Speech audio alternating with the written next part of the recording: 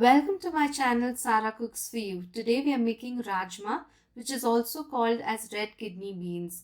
This is a very simple recipe and it is highly nutritious. For this I've used 1 cup of Rajma or red kidney beans, which I'll soak it either overnight or at least 4 to 5 hours. Once they are soaked, they look like this. And we need to pressure cook this before we cook them. So let's add these soaked rajma to the pressure cooker, and to this we'll add some spices.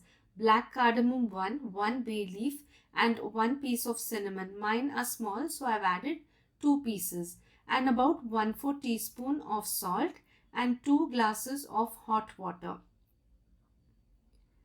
Now we'll pressure cook that for about 7 to 8 whistles. In the meantime, let's make the masala. In a pan, take about 2 tablespoons of oil, 2 to 3 tablespoons, and I've added about half a teaspoon of cumin or zira. Once you fry it for a few seconds, we'll add chopped onions, about 2 large or 3 medium sized. We're not going to brown the onion too much. So we'll just fry them till they are light brown and add in 2 teaspoons of ginger garlic paste.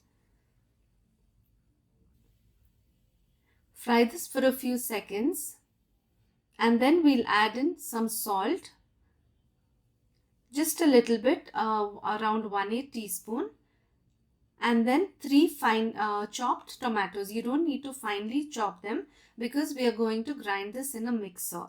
So that's the reason why I didn't cut the onions or the tomatoes very finely. Now we'll fry this till it reaches this stage when the tomatoes soften a bit. We'll turn off the stove and transfer this to a mixer grinder. Grind this to a fine paste. Make sure you cool it down a bit before you grind it. Now again take the same bowl or the vessel which you've used to fry the onions and tomatoes. I'm adding another half teaspoon of cumin, and then we'll add in the ground masala to this, the tomato and onion paste.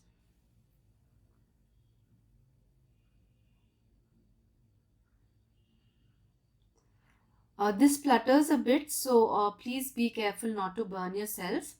Don't forget to subscribe to my channel and also share and like this video if you like it. Now I'm adding about 1 teaspoon of red chili powder, about 1/4 teaspoon turmeric powder, around half heaped teaspoon, or you can say 1 teaspoon of coriander powder, and I'm going to add about half a teaspoon of garam masala. The other half teaspoon we'll add it at the end when the dish is ready. So we'll fry these masalas along with this paste for a few seconds.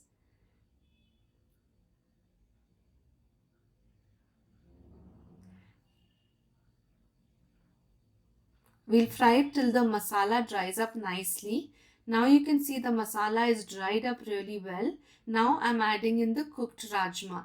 If you find the whole spices we added, you can remove them. And the rajma has to be cooked to this stage. It took about 8 to 9 whistles for me to cook this rajma. So you can first cook it for about 7 to 8 whistles and check. If it is not cooked, then you can cook it further.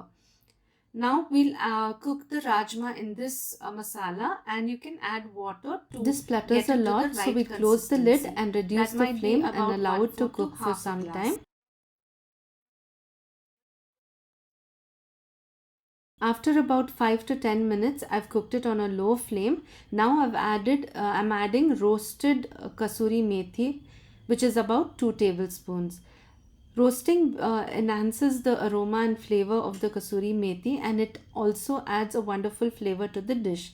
Now I'm adding the rest of the garam masala, which was half a teaspoon, and some finely chopped coriander leaves. Mix it really well. The rajma smells really great, and this goes really well with rice or roti or naans. I just closed the lid, cooked it for about 3 to 4 minutes, and it is ready to be served.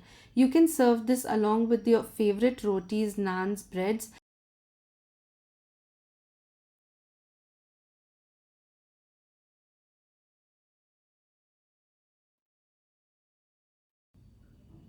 Please try this simple and easy recipe and let me know in the comment section if you liked it.